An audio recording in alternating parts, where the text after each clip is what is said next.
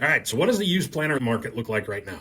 Here's 5 things you ought to know. 1, inventories are more or less flat across the board, but obviously the ag economy is still in the tank, which means if you got one to move, you probably get about the same price now as you would have gotten in the fall. However, that comes with a caveat. Based on our TZ Pro data and a few recent conversations with dealers, they're pickier about what they're going to take and what they're not. Carrying costs are higher than ever before, so naturally they're going to try and carry what sells.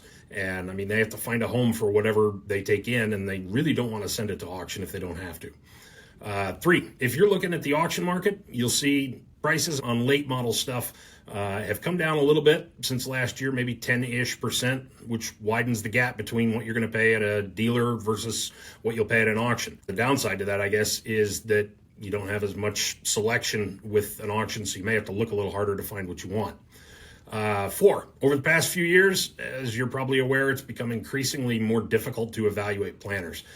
Between all the new models with the bevy of options to older planters that have been upgraded with all the latest and greatest technology, there's really nothing standard when it comes to these things.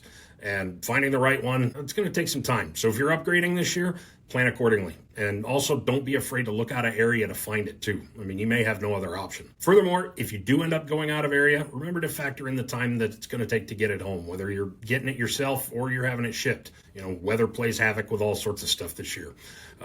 Lastly, if you're upgrading, please give yourself enough time to get comfortable with the technology and time to set it up properly. And always remember, it's going to take longer than you think. Guarantee it.